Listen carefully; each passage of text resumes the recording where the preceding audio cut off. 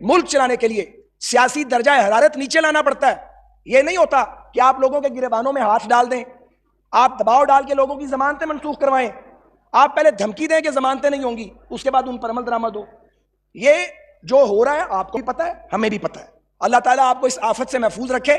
بچ نہیں سکتے, کیونکہ یہ نہیں ہو نہیں سکتا کہ آپ غیر جمہوری رویے بھی اپنائیں, آپ آمرانہ اقدامات بھی کریں, انتقامی کارروائیوں میں بھی ملوث ہوں, اور ڈٹائی کے ساتھ ڈنکے کی چوٹ پہ کہیں کہ یہ سارا کچھ ہم کروا رہے ہیں. السلام علیکم. خواجہ سعد رفیق نے اپنی ضمیر کی آواز کو بلند کر دیا. آرمی چیف کی موجودگی میں ایسی تقریر کر ڈالی جو آج تک کوئی بھی لیگی رہنما نہ کر سکا. آرمی چیف صاحب, خدا کا واسطہ ملک پر رحم کرو اور عمران خان کو فوراً رہا کر دو, کیونکہ میں اللہ تعالیٰ کے 99 ناموں کے نیچے کہتا ہوں کہ ہم ہار چکے تھے اور ووٹ عوام نے عمران خان کو دیا تھا. شہباز شریف صاحب, آج اگر فارم 47 کے ذریعے آپ کو حکومت دی گئی ہے تو کل کو یہی حکومت عمران خان کی ہوگی. اگر آج جیل میں عمران خان ہے تو کل ہم سب جیل میں ہوں گے. مریم نواز ستھرا پنجاب کے نام پر لوگوں کو لوٹ رہی ہے, گوبر پر بھی ٹیکس لگا دیا گیا. خواجہ سعد رفیق اپنی حکومت پر برس پڑے. آئیے ناظرین, پہلے یہ زبردست اور سنسنی خیز ویڈیو دیکھتے ہیں, پھر اس پر بات کریں گے. چینل کو سبسکرائب لازمی کر لیں اور بیل آئیکن کو بھی پریس کر لیں. آپ کی محبت اور پیار کا ہمیشہ شکر گزار رہوں گا. کان پکڑ کے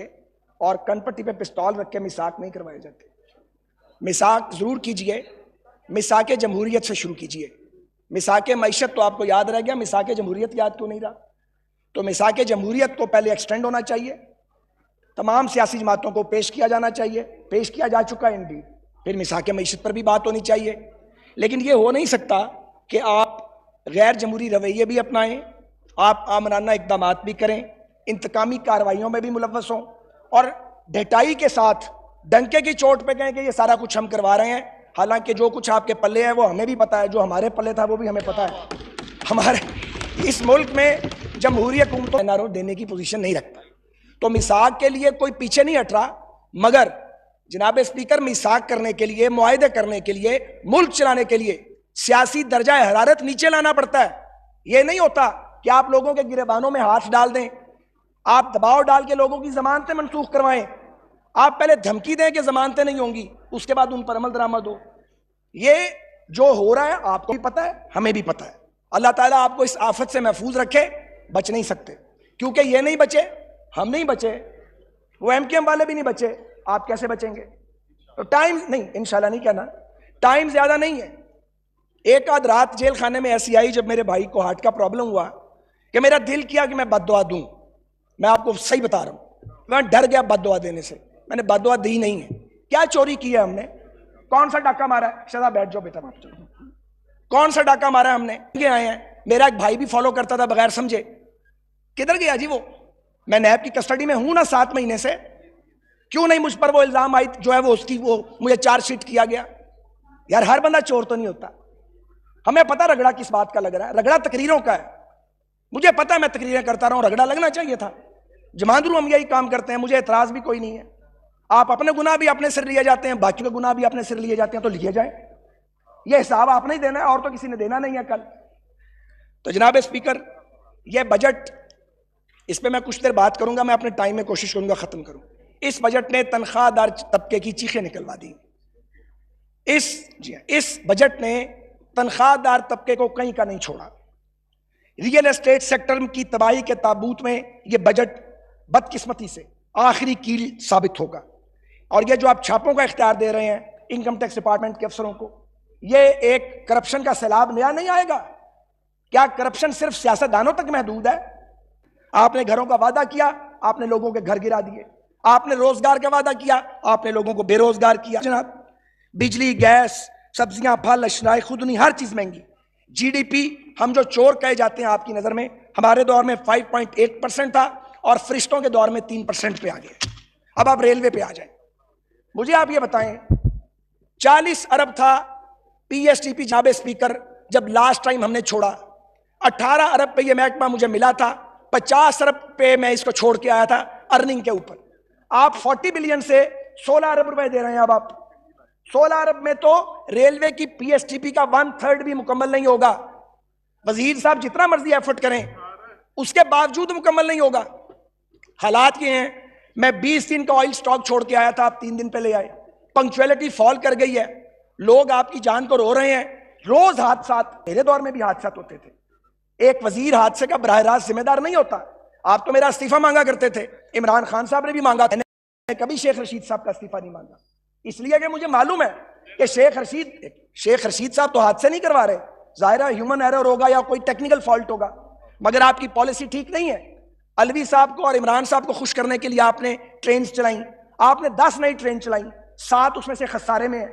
جب سٹینڈنگ کمیٹی میں آپ سے فگر مانگتے ہیں تو آپ ہمیں غلط فگر دیتے ہیں، میں نے فگر پکڑی اور کہا 20 کروڑ کا خسارہ ہو چکا ہے، کوئی ایڈیشنل ریک باقی نہیں بچا. چلتی ٹرینوں کی بوگیاں اتاری ہیں اور جو نئے انجن ہم چھوڑ آئے تھے وہ جوڑ کے نئی ٹرینیں چلا دی ہیں، ان کی ضرورت ہی نہیں تھی. اور پیسنجر اور وہ جو فریٹ مکس ہے ہم ٹھیک کر کے آئے تھے، آپ نے دوبارہ خراب کر دیا ہے، تباہی مچا دی ہے. ML1 پر آپ بتائیں، جناب وزیر اعظم گئے تھے، پورے پاکستان کو کا معاہدہ کر کے آئے ہیں، آپ نے کوئی معاہدہ نہیں کیا. آپ نے معاہدہ کیا ہے میں سیاست چھوڑ دوں گا، ریزائن دے کے جاؤں گا یہاں سے، آپ نے نہیں کیا. آپ ایک MOU کر کے آئے ہیں، میں نے وہ MOU پڑھا ہے، میننگ لیس MOU ہے یار، جھوٹ بولنے کی کیا ضرورت ہے. تو آج ریلوے کا کباڑہ کر دیا گیا ہے، آپ 10,000 یا 12,000 جابز دے رہے ہیں، تنخواہیں دینے کے پیسے نہیں، ادائیگیاں نہیں کی جا رہی، تاکہ 30 جون کو جو فائنینشل ایئر کلوز ہوگا تو ڈیفیسٹ کم دکھایا جا سکے. وہ ریلوے ملازمین سراپا احتجاج ہیں. آگے بڑھتے ہیں، اب میں تھوڑی سیاسی بات کروں گا اور بات کو ختم کروں گا. جناب اسپیکر، مجھے یہ کہنے کی اجازت دیں، نیب کا بلیک لا پاکستان کی اکانومی کو کھوکھلا کر رہا ہے. وہاں صرف سیاستدان نہیں ہیں، ہم تو 2, 2.5, 3 ہیں، سینکڑوں لوگ پڑے ہوئے ہیں اور وہ ہماری جانوں کو بھی رو رہے ہیں، کیونکہ مسلم لیگ نون اور پیپلز پارٹی نے نیب لا میں تبدیلی نہیں کی، نالائکی کی، کرنی چاہیے تھی. وہ نالائکی آپ بدرجہ ختم کر رہے ہیں اور یہ نالائکی آپ کے بھی گلے پڑے گی. آتا ہے بغیر ثبوت کے پکڑ کے جیل میں ڈال دیتے ہیں، لوگوں کے بچے ہیں، لوگ فیملیز والے ہیں، منہ کالے کر دیے جاتے ہیں.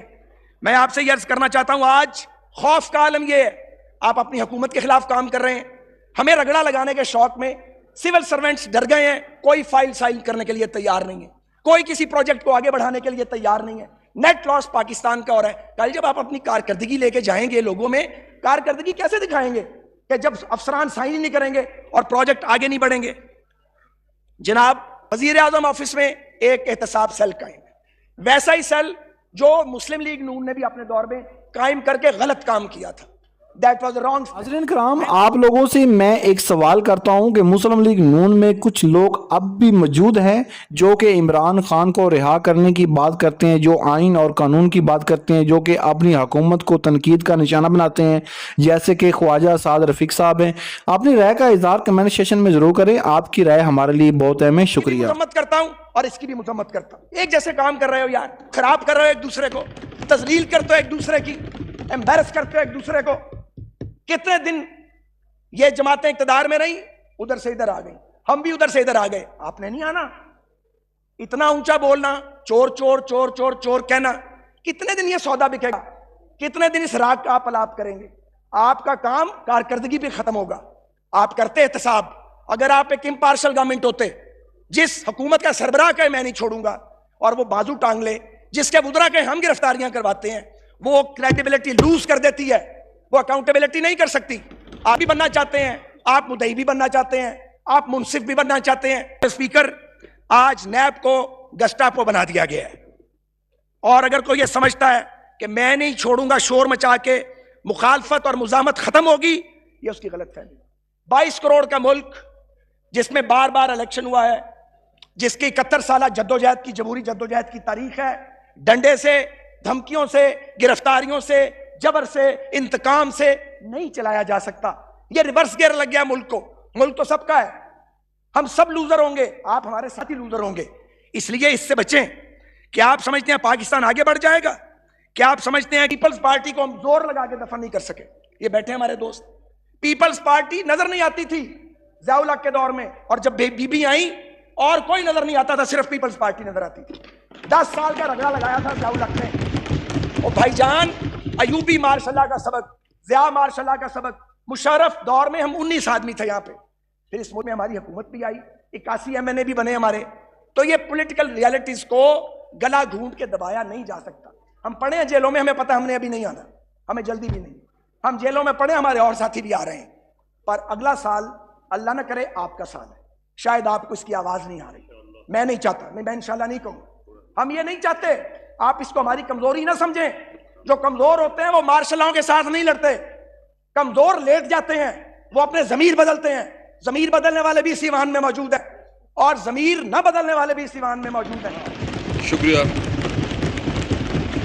آخر میں جناب speaker, as a political worker مجھے دکھ ہوتا ہے جب ہم اپنی اپنی جماعتوں اور قیادتوں کے دفاع میں جھوٹ بولنے کی حد تک چلے جاتے ہیں. ہم نے اپنے قائدین کو پتہ نہیں اللہ کا خدا نہ خواستہ اوتار بنا لیا. انسان ہیں، غلطیاں کرتے ہیں، غلطیاں ہوتی ہیں. اپنی اپنی جماعتوں کے دفاع میں ایک دوسرے کو ہم لان تان کرتے ہیں، ایک دوسرے کو ابیوز کرتے ہیں. جناب اسپیکر، اگر ریاست میں اگر یہ حالات رہے تو میں آپ کو بڑے ادب سے عرض کروں گا، یہ جمہوری نظام خطرے میں. جو یہ سمجھتا ہے کہ خطرے میں نہیں ہے وہ اپنی غلط فہمی نکالے. زیادہ وقت نہیں ہے، اس طرح 5 سال نہیں نکلیں گے. یہاں 5 سال آرام سے نہیں نکلتے، نہیں نکلے کسی کے. اس انداز میں تو 2 بھی نہیں نکلیں گے. اور اگر خدا نہ خواستہ اس ملک میں جمہوری نظام کو نقصان ہوا، ذمہ داری بھائی آپ پر ہوگی. جو مخالفین کو یہاں سے پکڑ کے دھمکیاں دیتے تھے، نہیں چھوڑوں گا، گرا دوں گا، یعنی ہم کتنے کمزور ہیں. ہم جیلوں میں پڑے مر تو نہیں گئے، ہمارا اچار نہیں پڑنا جیلوں میں بھائی. ہم نے سڑنا نہیں ہے وہاں پہ. ہم پہلی بار نہیں گئے ہیں، 12 14 بار یہ بھگتائی ہے. کبھی ہم غدار تھے، کبھی ہم باغی تھے، کبھی ہم شرپسند تھے، اب ہم چور ہیں. آئندہ شاید کوئی اور رقم ملے گا.